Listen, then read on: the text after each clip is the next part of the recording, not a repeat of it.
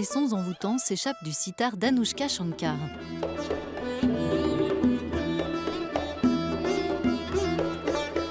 Virtuose touche à tout, elle a interprété aux côtés de l'Orchestre national de Lyon, au sein de son auditorium, le concerto pour sitar numéro 2.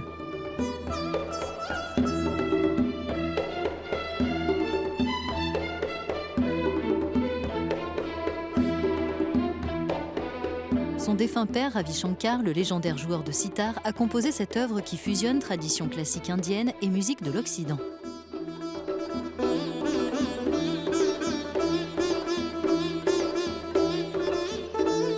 Jouer la musique de mon père, c'est une expérience fabuleuse.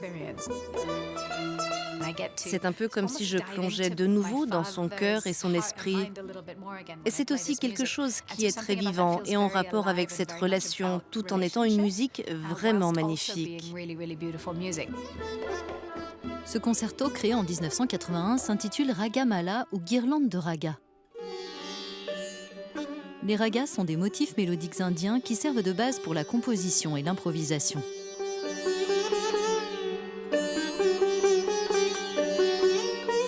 Les ragas ont un caractère, un sentiment, ils sont associés à énormément de choses. Il y a de nombreuses nuances dans tous ces ragas. Des moments de la journée ou des éléments liés à la saison peuvent être associés à différents ragas selon leurs vibrations et leurs sentiments. C'est vraiment mon bébé.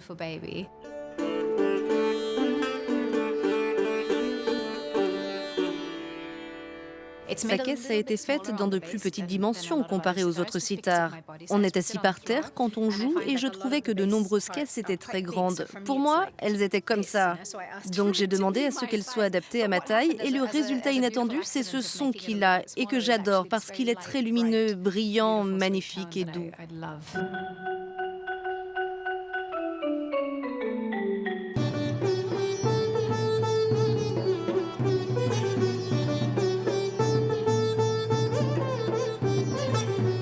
Le quatrième mouvement intègre un peu plus les musiques traditionnelles d'Inde que mon père aimait tant.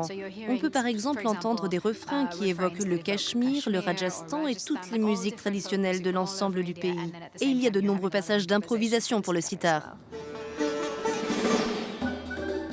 Anushka Shankar, qui compose et produit, elle aussi, a trouvé son propre chemin artistique.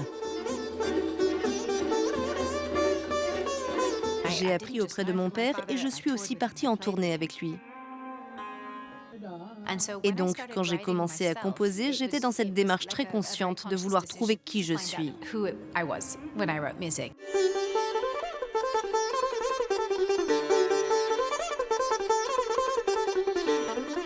Je pense que je suis une grande perfectionniste, vu la manière dont il m'a formée et le niveau de son jeu.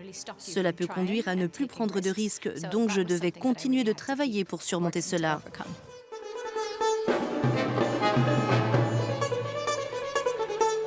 Ce qu'il y a de magnifique dans l'inspiration, c'est que quand on assume ce qu'on fait, la création vient. C'est pareil quand je m'apprête à jouer, je suis sûre que quelque chose se produira.